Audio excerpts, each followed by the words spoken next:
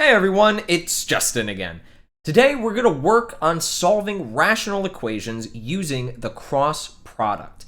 If you're thinking to yourself that you have no idea what that means, that's completely fine. I'm going to give you some background information before we do some solving.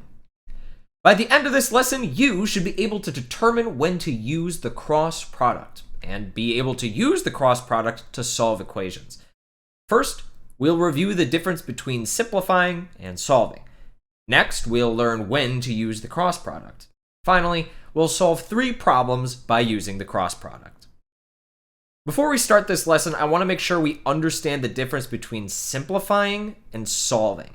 All the problems in this unit so far were about simplifying. We simplified problems like this in our multiplication and division lessons, and like this in our adding and subtracting lessons. But did you notice that none of those problems had an equals sign in them? We went through all those lessons without seeing any equations. Now we're going to start seeing some equations, and equations we solve, which means we can actually find what x is. We'll see things like this with an equal sign, and even like this. All of the skills we have from earlier in the unit are still going to be super important when we solve these equations. So, solving. There's 2 solving methods we're going to learn for rational equations. In this video, we're going to learn how to use the cross product. Another method for solving rational equations is to use the LCM, or least common multiple. That'll be in the next video though, so don't even worry about it for now.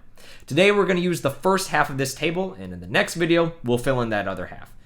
To use the cross product to solve, we have to make sure there's just one fraction on each side of the equal sign. Then we also want to make sure there aren't any common factors in the denominators. So let's take a look at our first practice problem and make sure it fulfills these 2 requirements. Our first example today says to solve the following equation for x.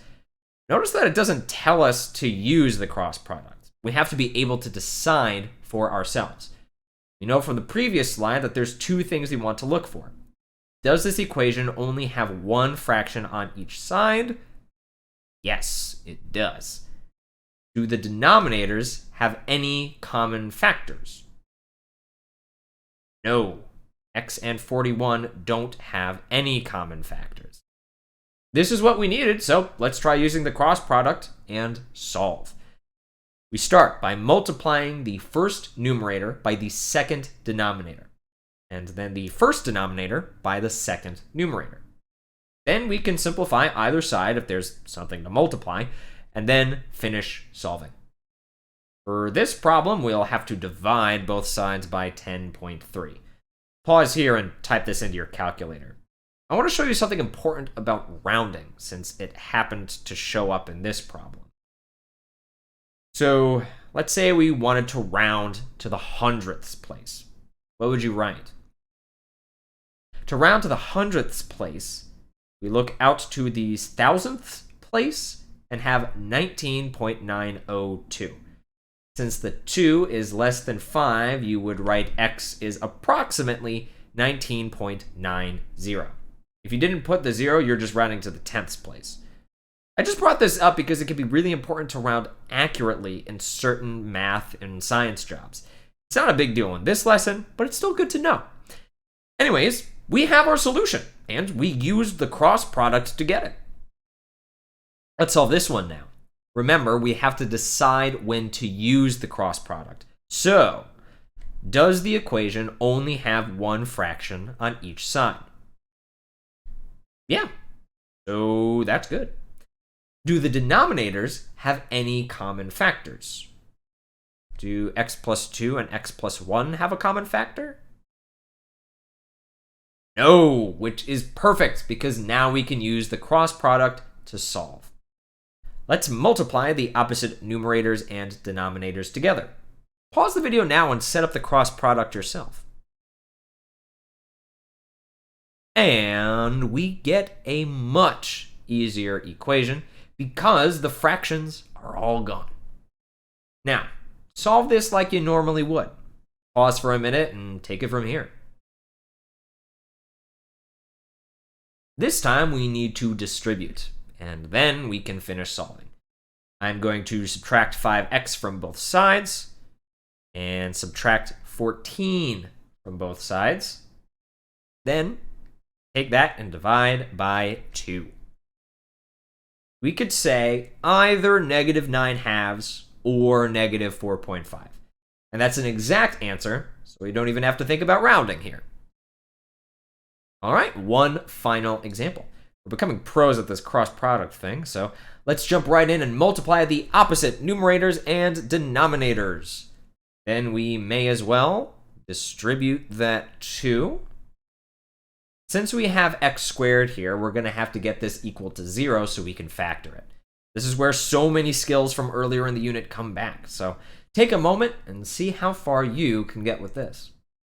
Check and see if you set it equal to 0 correctly. Did you subtract 2x and subtract 6 on both sides? Now we actually have to factor this. You got this part, so pause now and factor. Now that it's factored, set each factor equal to 0. Then we find values for x. Oh my gosh, that was a lot of work, and I have 2 answers? How's that even possible? Well, actually, one of these answers is extraneous.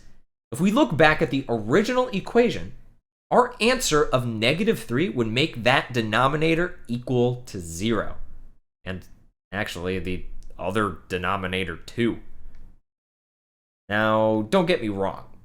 We can get extraneous solutions, and we always need to be on the lookout for them. But in this problem, it could have actually been avoided. Remember this table I showed you in the beginning? Well, I forgot to use it in this problem, and the second requirement wasn't fulfilled. The denominators actually did have a common factor. I'm not saying we can always avoid extraneous solutions, because we can't, but using the LCM instead would have made this problem a lot easier. In our next lesson, we're going to analyze this exact problem some more, so keep this in mind. Now we know how to solve rational equations using the cross product. Remember to make sure there's only one fraction on each side of the equal sign, and make sure the denominators don't have any common factors. Otherwise, using the LCM will be the best move. We'll learn about that in the next lesson.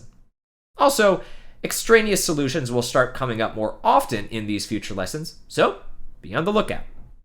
See you next time. Hey.